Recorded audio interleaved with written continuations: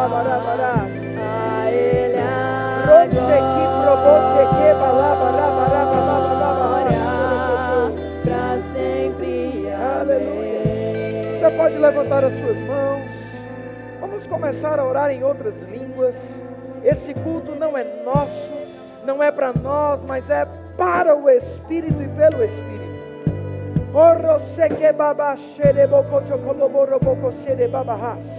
Levante sua voz, querido.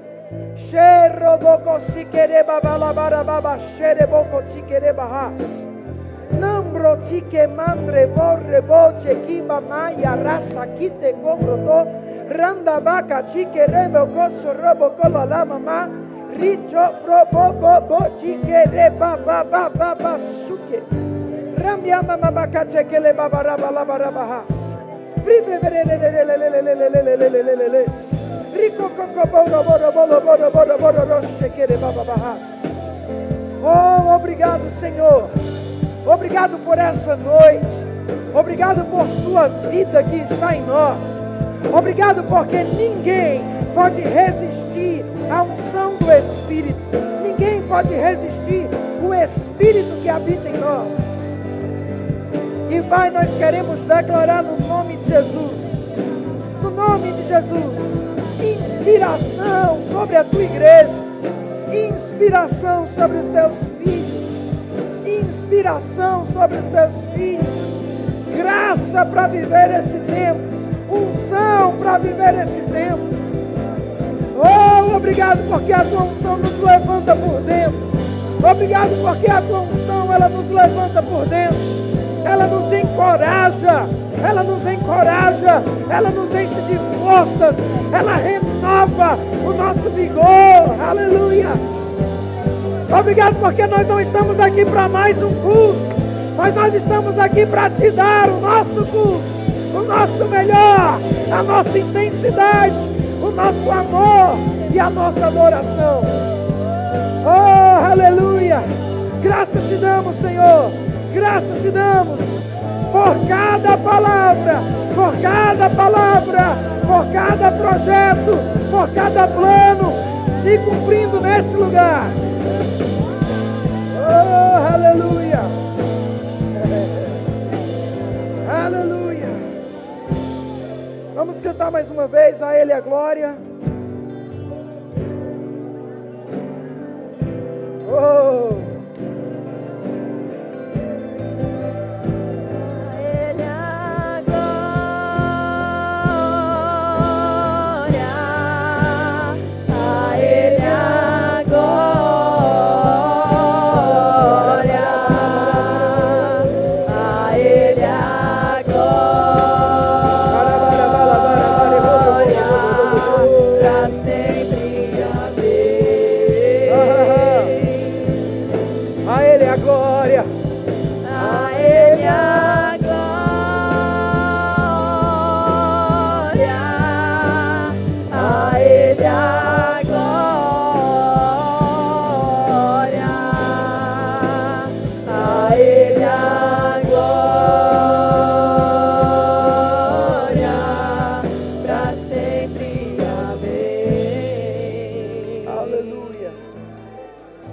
Pode dar um glória a Deus. Olhe para o irmão que está do seu lado, diga para ele: que bom que você veio.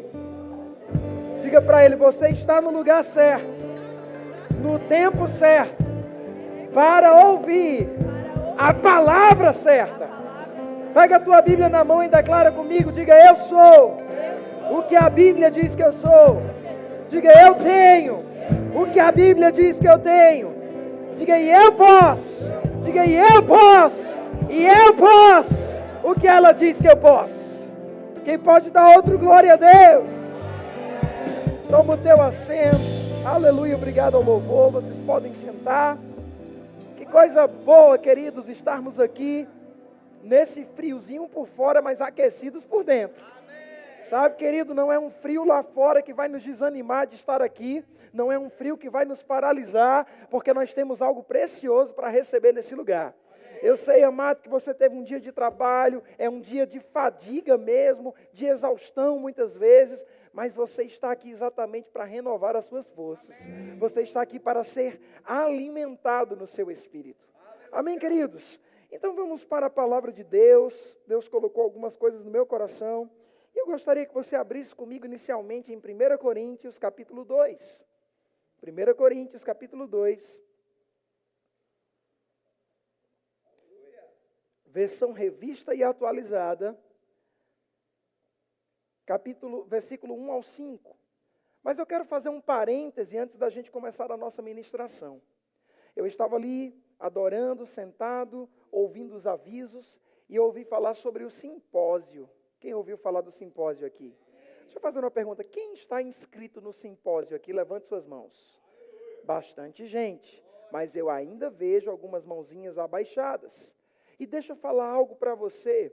Lá no Salmo 133, no versículo 1, diz: ó, quão bom e quão suave é que os irmãos vivam em união ou em unidade. É como o óleo, e essa palavra óleo significa unção. É como uma unção preciosa que desce. Aleluia!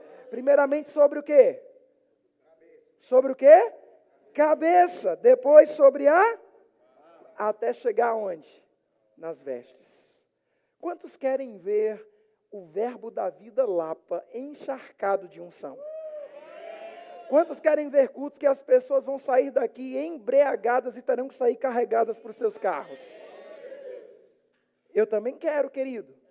Mas tem um princípio para tudo isso acontecer. E me veio essa inspiração e eu vou trazer essa dica para você que está aqui, para você que está nos assistindo. Você precisa agarrar isso que eu vou falar agora. Querido, a unção não vem de baixo para cima, é de cima para baixo. E amados, nós temos um ministério chamado Ministério Verbo da Vida. Esse ministério tem uma visão, esse ministério tem uma missão, e a missão e visão do ministério devem ser os nossos. Nós não estamos num ministério próprio, numa placa própria, nós estamos debaixo de uma visão. Quem crer assim? Quem pode? Você crê assim? Então estamos debaixo dessa visão, querido, e isso significa que a gente precisa ser molhado por aquilo que vem de cima. Amados, estar num evento como esse é de extrema relevância para nós, porque vão haver diretrizes e instruções que estão vindo da cabeça, que é o Ministério Verbo da Vida, para a barba, que é a supervisão, até chegar às vestes, que somos nós. E isso não pode ser desconsiderado. Meu irmão, se a gente quer fluir na unção do Espírito para nós, se a gente quer mergulhar na unção do Espírito para nós temos que entender que ela parte de cima para baixo. Então fica ligado, não perde. Eu estou com a expectativa de que esse ano, não para honra e glória de ninguém, mas a gente faça a maior caravana do Verbo da Vida Lapa no simpósio. Misericórdia, você tem uma oportunidade de dar outra amém, mas é animado. Que seja a maior caravana do Verbo da Vida Lapa no simpósio. Porque isso está abrindo, irmãos, uma temporada de milagres. Uma temporada de unção, uma temporada de graça. E, amado, a gente precisa se envolver. E eu não sei você, mas eu já estou vendo a gente lá. E não somente lá, mas todo mundo unido em unidade, num bom sentido da palavra, numa panela de pressão santa, identificados pela nossa igreja. Você já pode ver isso? Você pode ver você lá com a camisa Verbo da Vida Lapa. Você pode ver você lá fazendo festa. Do jeito que só a Lapa pode fazer. Porque aqui é uma igreja animada. Aqui é uma igreja barulhenta. Amém, querido? Então essa é a nossa expectativa, amados. Nós vamos estar ali naquele lugar para sermos incendiados e afetados pelas instruções e palavra de Deus. Aleluia. Feita a aspas e o parêntese, vamos para aquilo que Deus quer para nós hoje. Abre comigo, por favor, de novo, lá em 1 Coríntios, capítulo 2, versículos 1 ao 5. Glória a Deus. 1 Coríntios, capítulo 2, versículos 1 ao 5. O apóstolo Paulo estava falando agora aos irmãos da igreja em Coríntios. E hoje eu vou me colocar aqui no lugar do apóstolo Paulo e falar aos irmãos da igreja da Lapa. E ele diz assim: eu, irmãos, quando fui ter convosco, anunciando-vos o testemunho de Deus, não o fiz com ostentação de linguagem ou de sabedoria, porque decidi nada saber entre vós, senão a Jesus Cristo crucificado. E foi em fraqueza, temor e grande tremor que estive entre vós. Versículo 4. A minha palavra e a minha pregação não consistiram em linguagem persuasiva de sabedoria, mas em demonstrações do Espírito e de poder. A minha palavra e a minha pregação não consistiram em linguagem persuasiva de sabedoria, mas em demonstrações de Espírito e de poder. E aqui eu quero te alertar sobre isso, amados. Se nós quisermos viver a temporada de milagres que está diante de nós, a temporada de testemunhos que está diante de nós, a temporada de grandes conquistas que se abre diante de nós, nós precisamos entender que a palavra que a gente ensina, que a palavra que a gente prega, não deve ser uma palavra baseada nos nossos sentidos, nas nossas emoções, no nosso intelecto e num conhecimento natural. Eu lembro, queridos, quando eu tive a oportunidade de lá em Campina Grande, por muitos anos, conviver com um homem chamado Bud Wright. Alguém já ouviu falar nele?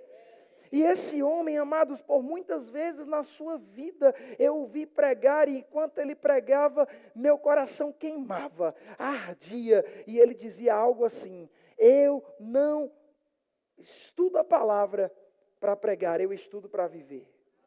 E eu já falei isso aqui, mas tem algo a mais que eu quero acrescentar hoje. Ele dizia: olha, deixa eu dizer algo para você, eu estou pronto para pregar e a ensinar em qualquer momento.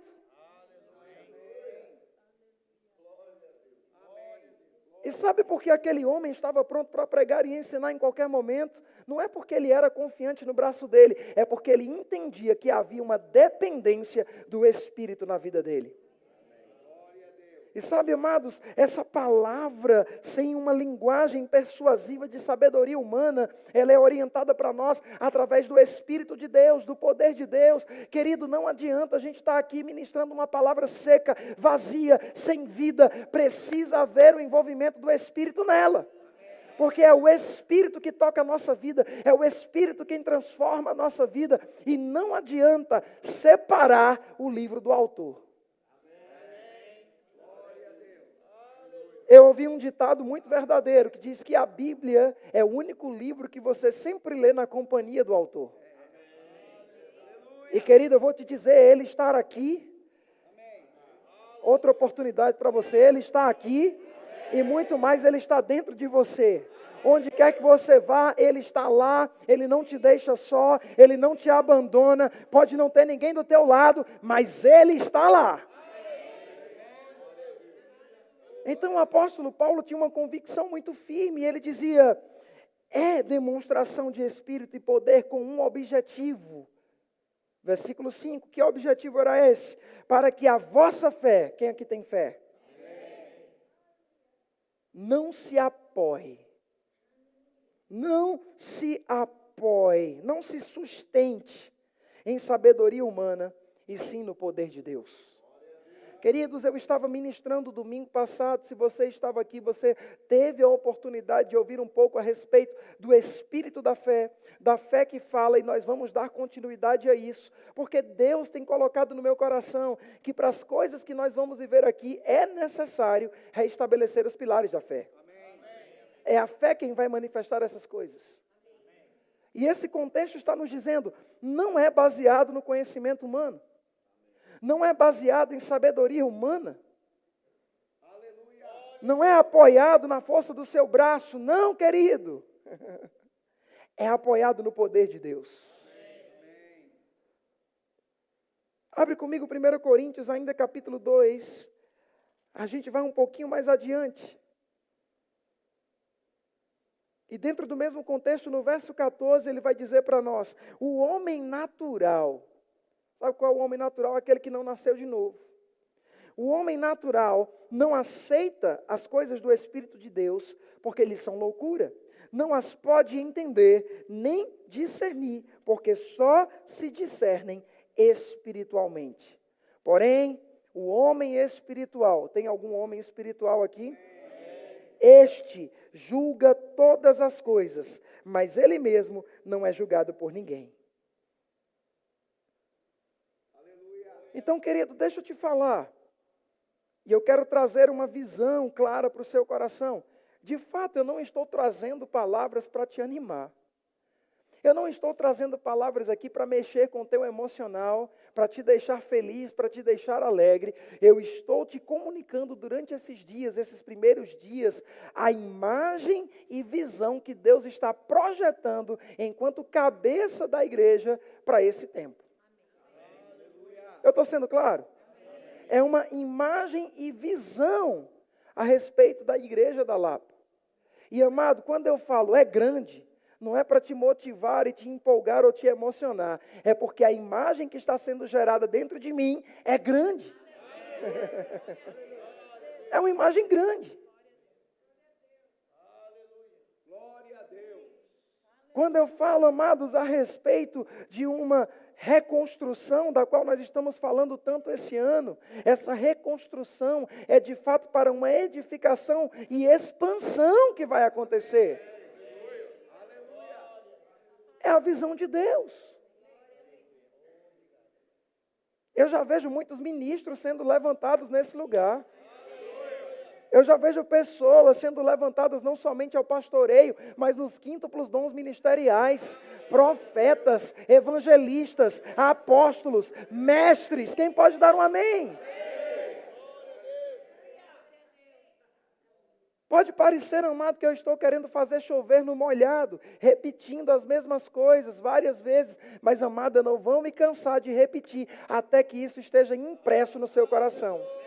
Até que isso esteja incutido dentro de você, até que essa visão esteja também em você, porque é juntos que nós vamos executar e ver a manifestação daquilo que Deus tem. Então eu já vejo isso, querido. Amado, eu estava ali sentado com um roteiro, com coisas preparadas, com um script, mas eu vou te dizer, a inspiração do Espírito flui com facilidade nesse lugar. E a gente só tem que seguir aquilo que o Espírito fala. Mas, amado, as coisas são grandes, sim são. E isso significa que se a gente começar a olhar para o natural, se a gente começar a apoiar a nossa fé no natural, se a gente começar a olhar impossibilidades no tempo presente, isso vai nos roubar de enxergar a visão debaixo de uma inspiração do Espírito.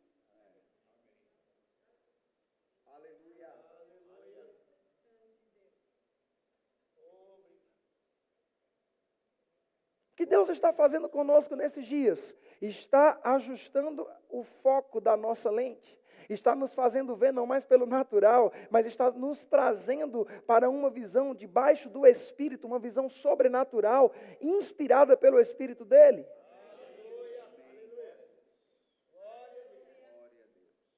E meu irmão, quem tem essa visão, celebra, dança, pula, grita, corre.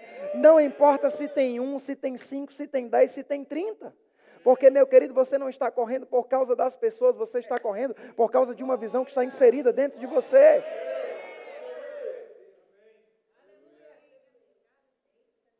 É por isso que quando eu estava aqui sentado, e muitos de vocês nem haviam chegado ainda, eu já estava dançando.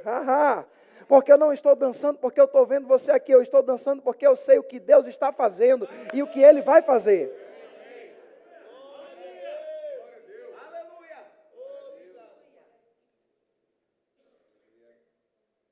E quando você começar a dançar também, não importa a quantidade de pessoas que estejam nesse lugar, e graças a Deus que temos um bom número até, parabéns para você que chegou aqui nesse frio, em tudo, mas eu vou te dizer, nós temos que crer não para ter esse número, mas para quadruplicar. Eu podia dizer dobrar, meu irmão, mas dobrar é muito fácil. Dobrar pode ser na força do braço da gente, mas quadruplicar é na força do braço dele. Mas quando isso vai acontecer? Quando a gente impregnar a visão dentro de nós. Não para nossa honra, não para nossa glória, mas porque aquilo que é derramado aqui, que é a palavra de Deus, é precioso demais. É injusto que a gente não tenha pessoas para serem abençoadas nesse lugar. Aleluia! É injusto. Glória a Deus. E aí vai comigo para Mateus. Evangelho de Mateus, capítulo 14. Grudou até a página da minha Bíblia. Meu Deus, uma cola bateu aqui. Eu acho que eu vou abrir no smartphone aqui. Mateus 14, 30.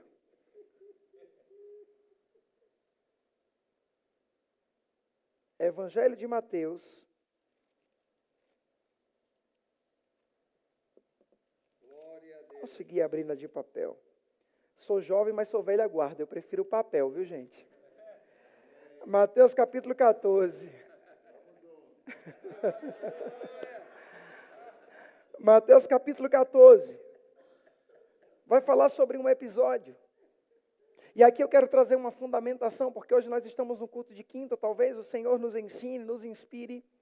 E eu quero lembrar aqueles que fizeram rema e ensinar para aqueles que ainda não fizeram o que significa a palavra fé. A palavra fé, ela vem de uma palavra grega chamada pistis, P-I-S-T-I-S, e essa palavra é firme convicção baseada no que se ouve. Glória.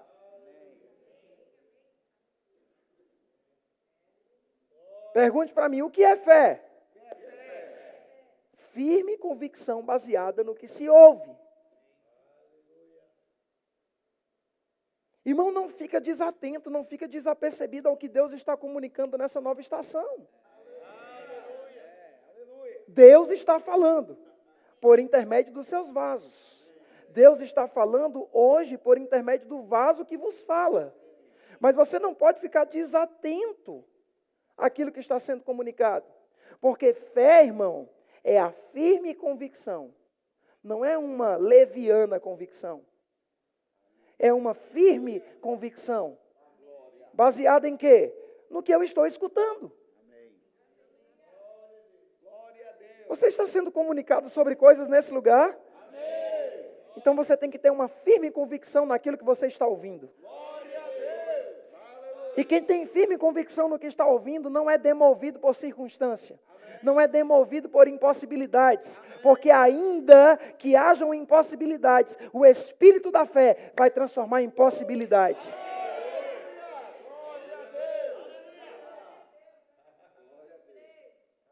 Aleluia! Eu me alegro, irmão. Irmão Reagan já dizia, nunca devemos nos cansar de ouvir sobre fé. Se a gente está cansado de ouvir sobre fé, tem alguma coisa errada em nós. A palavra sobre fé que entra no nosso coração deve fazer com que a gente celebre como se fosse a primeira vez que nós estamos ouvindo sobre aquilo.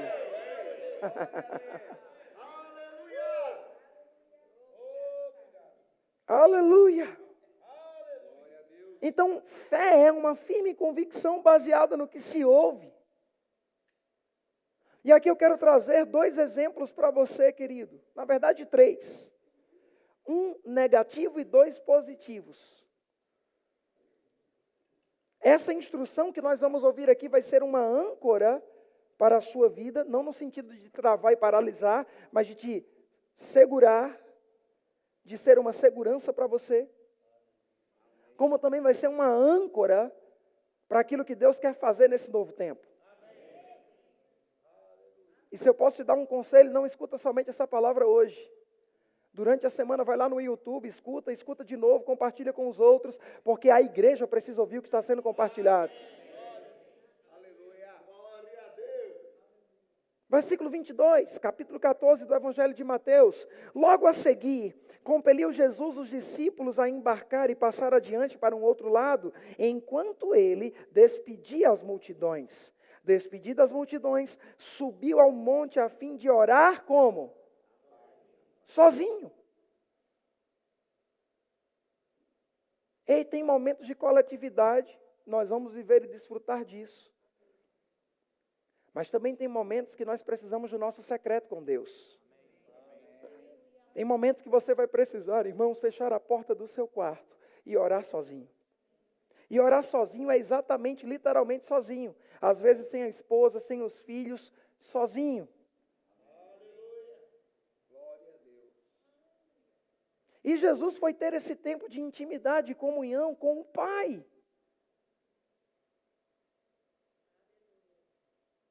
A gente tem falado nesse tempo sobre restauração, reconstrução. E queridos, Deus já me usou para falar para vocês aqui a respeito de um pilar chamado oração. Um pilar chamado adoração. Um pilar chamado intimidade com Deus. E aqui a gente está vendo Jesus tendo essa intimidade. E tinha multidões que estavam com ele em muitos momentos. E Jesus ensinava, Jesus pregava, mas só era possível ensinar e pregar para as multidões, porque ele considerava o tempo do secreto. Aleluia. Glória a Deus. Porque pregar e ensinar sem considerar o tempo do secreto é ministrar palavras vazias, sem vida, sem unção. Aleluia. Você vai se acostumar a comer uns caldinhos, viu, gente? E diz assim, versículo 24: entretanto, o barco já estava longe, a muitos estádios da terra, açoitado pelas ondas, porque o vento era favorável. O vento era o quê? Para e pensa comigo, lá no versículo 22 a gente leu que Jesus deu uma ordem. Sim ou não? Quem mandou os discípulos passar para o outro lado? Quem mandou? Fala mais de novo. Quem mandou? Jesus. Mas o fato de Jesus ter dado uma ordem para os discípulos fez com que não se levantassem impossibilidades no caminho? É interessante, Jesus comissionou, Jesus disse, passe para o outro lado.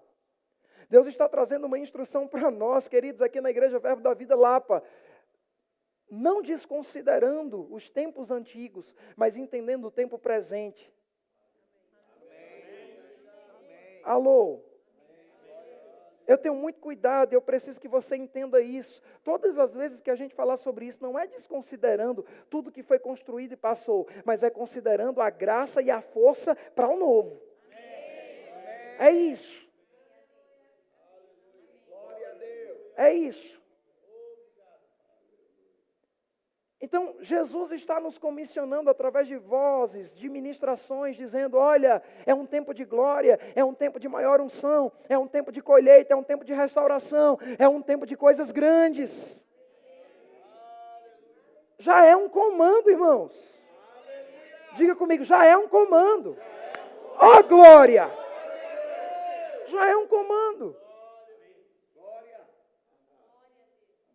Mas não significa que porque esse comando está sendo dado não existam oposições. Não significa que porque esse comando está sendo dado não existam gigantes que precisam ser derrubados. E para Pedro ou para os discípulos naquela ocasião, a Bíblia fala de um vento contrário. Não era um vento favorável, era um vento contrário.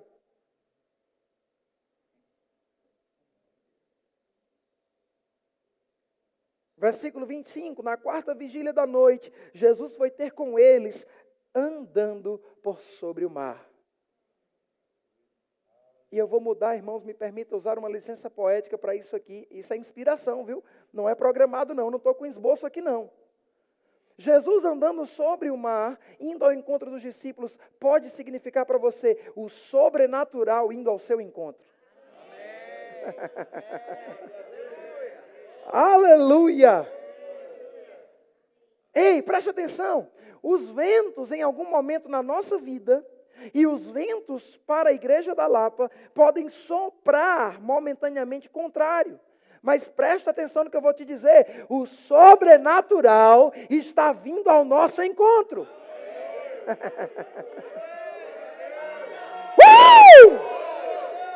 Boa, até o...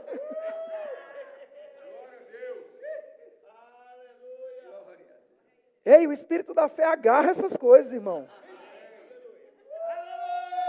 É isso aí. O sobrenatural está vindo ao nosso encontro.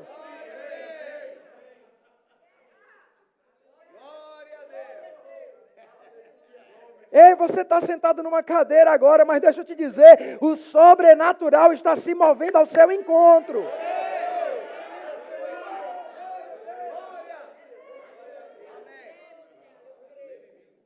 Eu não sei você, meu irmão, mas eu estou sério feito batida de trem, como diria o pastor Bud. Eu sei e não serei demovido daquilo das coisas que o Senhor está me comunicando.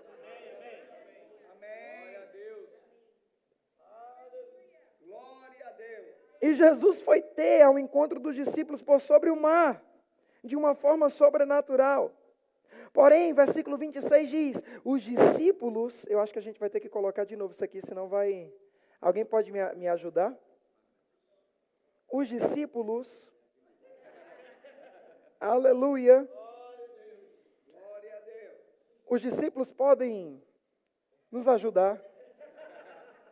Ao verem-no andando sobre as águas, ficaram como? Ficaram o quê? Aterrados, amedrontados. Ei, deixa eu dizer, quando o sobrenatural que está vindo ao seu encontro, encontrar com você, não se atemorize.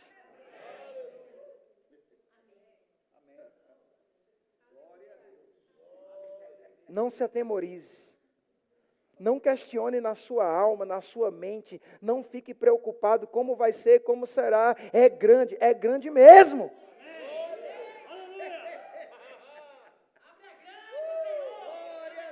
E vai acontecer, meu irmão. Ficaram aterrados e exclamaram, é um fantasma. E com medo, gritaram. Ei, sabe que tem um grito de medo? Tem um grito de medo. Mas também tem um grito da fé, irmão. Glória a Deus. Aleluia. Versículo 27. Mas Jesus imediatamente lhes disse, tenham bom ânimo, sou eu, não temais. Não tema as instruções loucas que você vai receber nesse tempo. Não tema as coisas que parecem não fazer sentido para a sua vida. Ei, o natural vai te dizer que não, mas o espiritual está te dizendo, sim, chegou o tempo.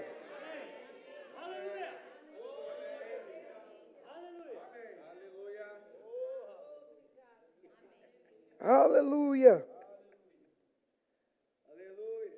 E no versículo 28 tem um cidadão aqui que chama a nossa atenção. Respondendo-lhe Pedro disse, Senhor,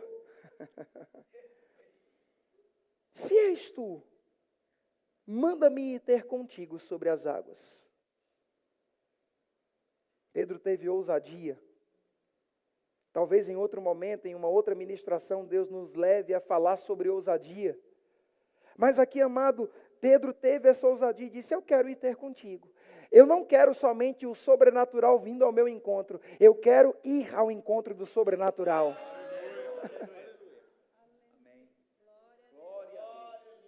Não sei se você entende, preste atenção. Se você está aqui, preste atenção no que eu estou te dizendo. E o sobrenatural está caminhando ao seu encontro, vai levar um tempo. Mas se você está aqui, o sobrenatural começa a caminhar e você decide caminhar ao encontro do sobrenatural, o tempo é abreviado.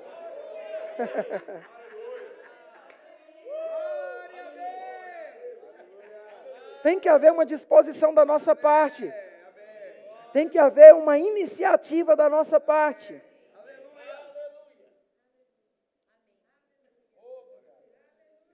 E no versículo 29 diz, e ele, Jesus, disse, vem!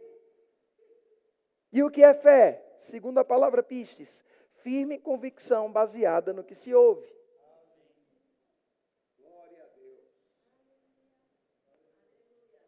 Então, quando Pedro ouviu, irmão, preste atenção que isso é o que faz a diferença daqueles que ficaram no barco dos que saíram. Quando Pedro ouviu o comando, gerou fé no coração dele, naquilo que ele ouviu. E porque gerou fé, ele pôde sair do barco. Querido, não é só ouvir o que está sendo comunicado pelos ministros nesse novo tempo, é gerar fé naquilo que você está ouvindo.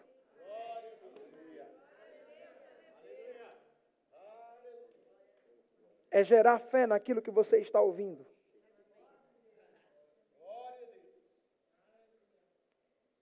E ele disse, vem! E quando Pedro desceu do barco, meu Deus do céu, andou sobre as águas. Ou eu traria de uma outra forma, quando Pedro se moveu em fé para falar e fazer aquilo que a palavra, Jesus, havia ordenado, o sobrenatural se manifestou.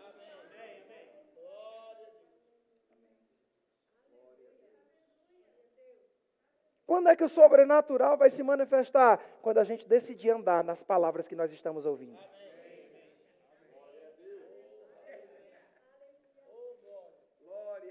Muitas vezes o apóstolo Bud dizia, as pessoas diziam, mas meu Deus, ele vai pregar sobre isso de novo, ele vai falar sobre isso de novo sobre fé, de novo sobre isso, de novo sobre aquilo, e o apóstolo Bud não tinha receio de dizer, quando vocês começarem a viver o que eu estou pregando, eu mudo a pregação.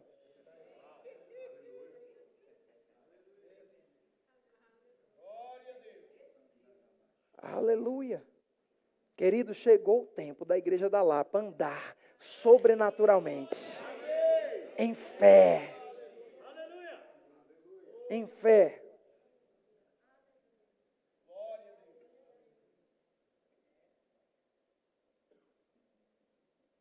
Desceu do barco, andou sobre as águas e foi ter com Jesus. Agora verso 30. Reparando, porém,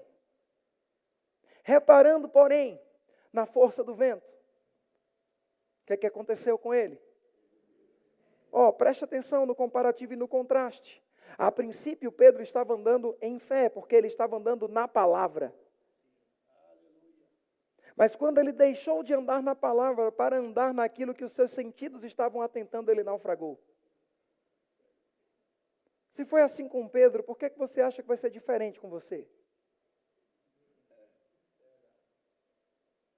Se a gente começar a olhar para as circunstâncias, meu irmão, se a gente começar a reparar para a força do vento, contrário àquilo que Deus está falando, nós vamos sucumbir. Mas se a gente continuar ouvindo a palavra, atentando para a palavra, inspirado pela palavra, não vai haver vento contrário que nos demova desse lugar e de alcançar as promessas.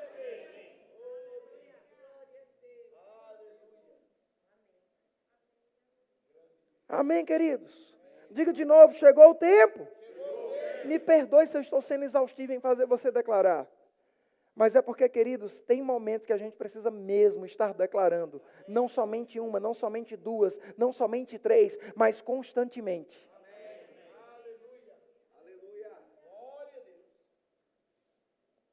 E aí eu quero que você vá comigo agora para outros dois textos. E a gente vai encerrar com esses dois textos aqui.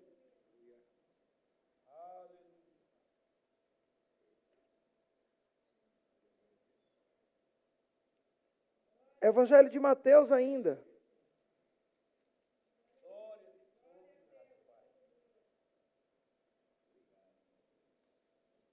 Capítulo 8.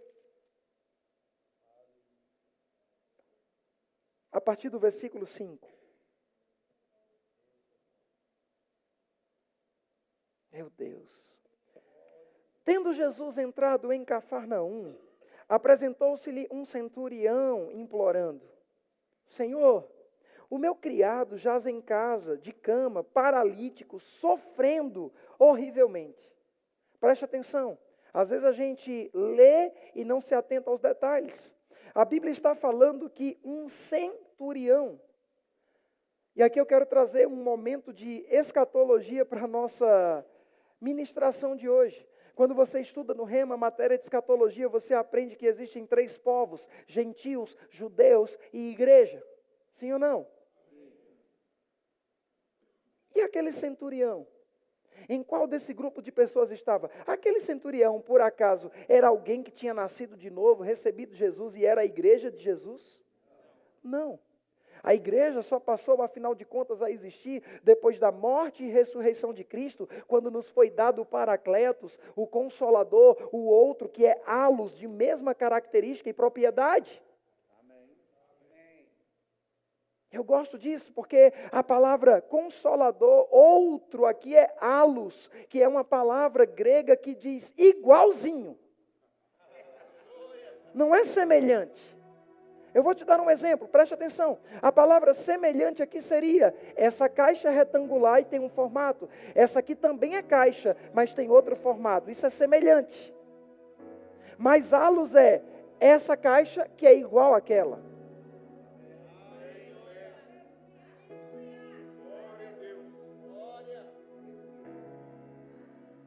Aleluia. E aqui dentro desse contexto, amados, não havia sido dado ainda o Espírito. As pessoas não haviam nascido de novo. Aquele homem nem judeu era. Era um ímpio, diga ímpio. Prepare-se para apanhar de luva agora. Era um ímpio. Era um ímpio. E quando Jesus entrou em Cafarnaum, aquele homem ímpio gerou fé no seu coração e implorou.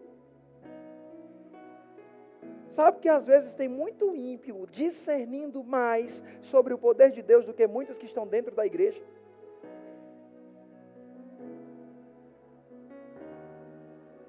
E aquele homem disse, olha, Senhor, o meu criado está em casa, na cama, paralítico, sofrendo horrivelmente. Aí Jesus ouvindo aquilo, Jesus ouvindo a predisposição daquele homem em crer naquilo que o Senhor podia realizar, Jesus diz no verso seguinte, eu vou lá curá-lo. Ei, presta atenção, Jesus estava se disponibilizando em sair daquele lugar geográfico para estar na casa daquele homem que estava em enfermidade e em paralítico.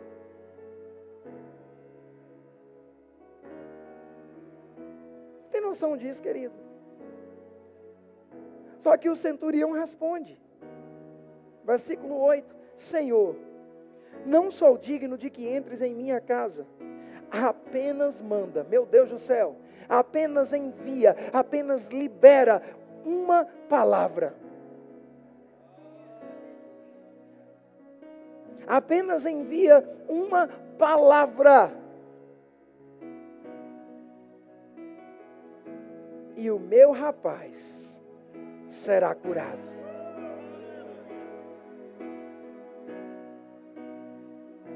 O que é fé, querido? Uma firme convicção baseada no que eu ouço. Aquele centurião disse, Senhor, eu não preciso que você vá na minha casa, basta a sua palavra. Querido, eu não sei se você lembra do versículo, mas há um versículo que diz, a palavra que sair da minha boca não voltará para mim vazia, antes ela prosperará para a finalidade a qual ela foi enviada. Você está com essa consciência, querido? Porque aquele centurião ímpio, não crente, não nascido de novo, não igreja, tinha essa convicção.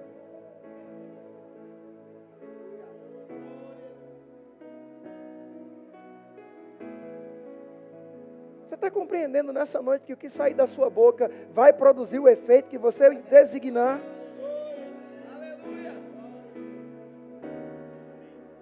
Aleluia.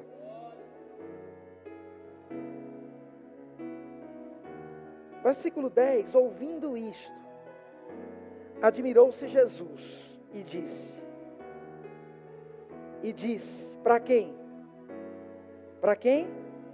Os que o seguiam. E agora está falando para um grupo seleto de pessoas, para judeus, para pessoas que estavam ali perto dele, talvez até para discípulos, pessoas próximas. Eu quero te dizer nessa noite, Jesus está falando para nós, os seus discípulos, está nos puxando para um lugar de crescimento em fé. E ele disse aos seus discípulos, ou aos que estavam o seguindo, versículo 10, em verdade vos afirmo, que nem mesmo em Israel achei uma fé como esta. E eu vou parafrasear e trazer para os dias de hoje. Em verdade vos afirmo que muitas vezes, nem mesmo dentro da igreja, está se achando uma fé como esta.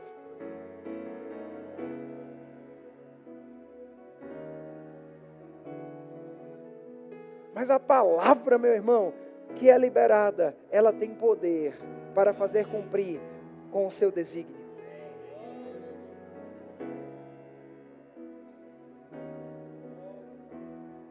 Aleluia.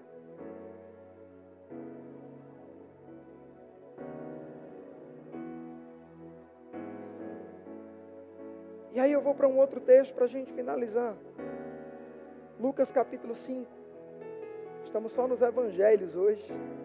Lucas capítulo 5.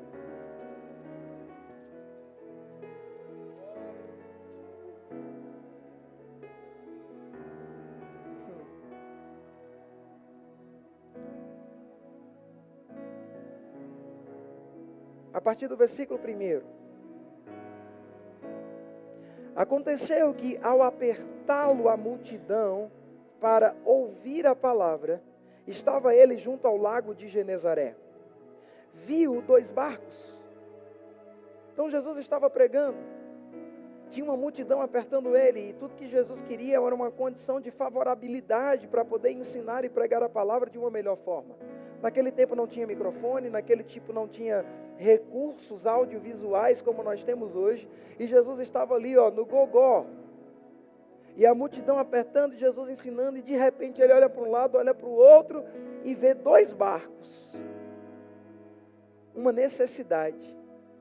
Não é o foco da nossa mensagem isso hoje, mas ali estava diante de Jesus uma necessidade.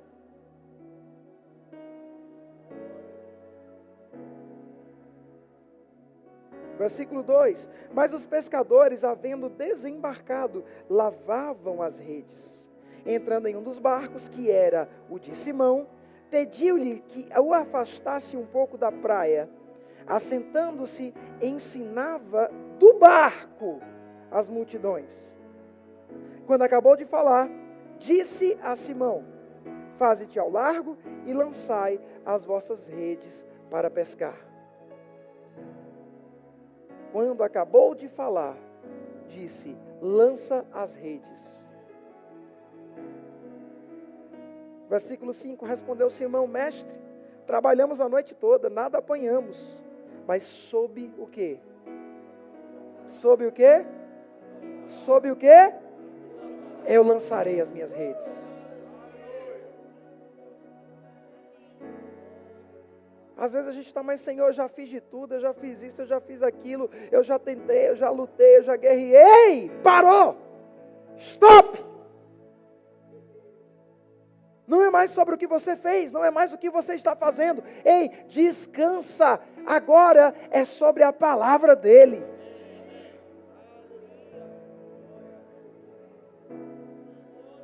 E sobre essa palavra que você está recebendo, querido, de uma forma individual para a sua vida, e de uma forma coletiva para a igreja da Lapa, presta atenção, é sobre essa palavra que você tem que lançar as suas redes. Não é sobre o que você está vendo, não é sobre o que você está sentindo, é sobre essa palavra.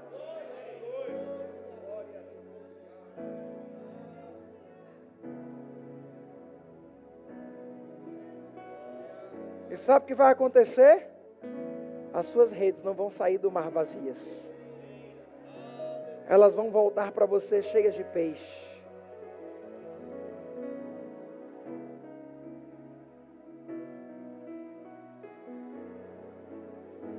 Eu vou encerrar hoje à noite dizendo: chegou o tempo. Diga comigo: chegou o tempo. Diga de novo: chegou o tempo. Uhul!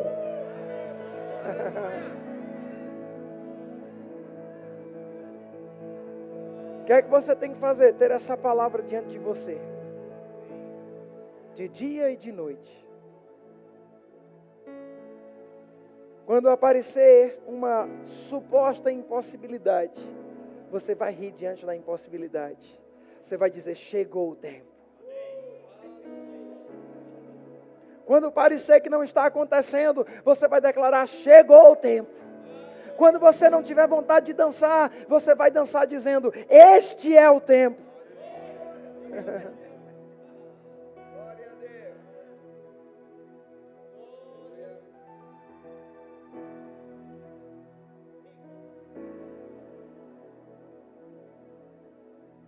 E vai acontecer, querido. Eu quero ler algo. Eu vou procurar aqui pela internet.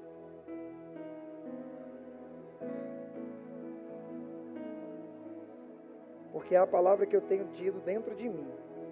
E se você quiser pegar para você, pegue, porque é uma palavra para a igreja. Amós, capítulo 9.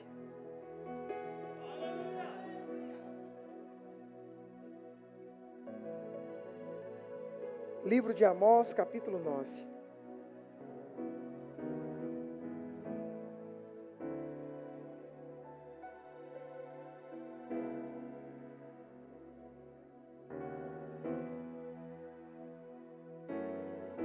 Aleluia.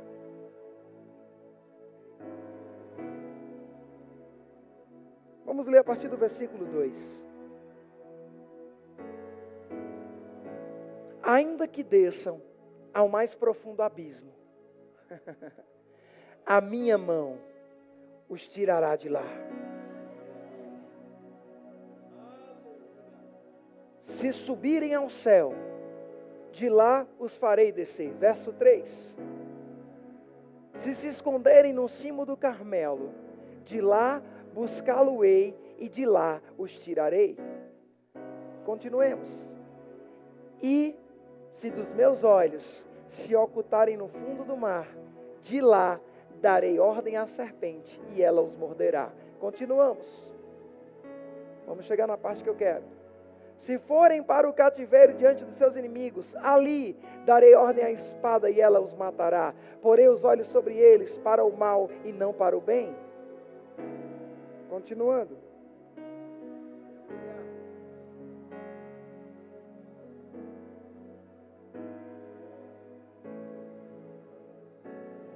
Aleluia.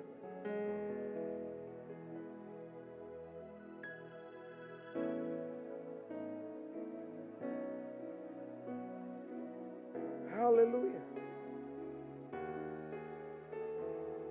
Versículo 14.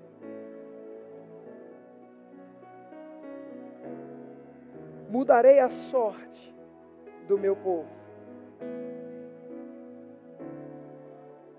Reedificarei as cidades assoladas, e nelas habitarão. Plantarão vinhas e beberão do seu vinho, da sua unção. Farão pomares e lhes comerão fruto. Plantá-lo-eis na sua terra, e dessa terra que lhes dei, já nunca mais serão arrancados, diz o Senhor dos Exércitos.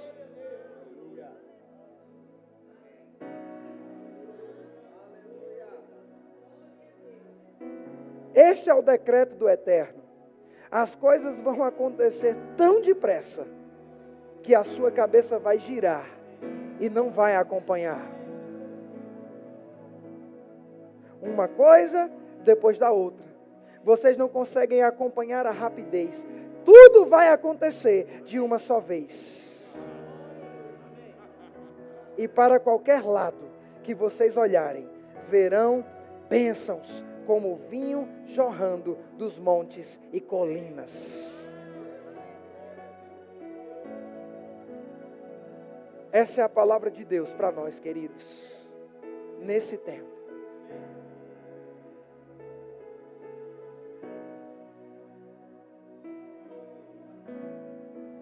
Diga comigo de novo, chegou o tempo. Diga de novo, chegou o tempo. Vamos ficar de pé, vamos adorar ao Senhor e vamos encerrar nessa noite.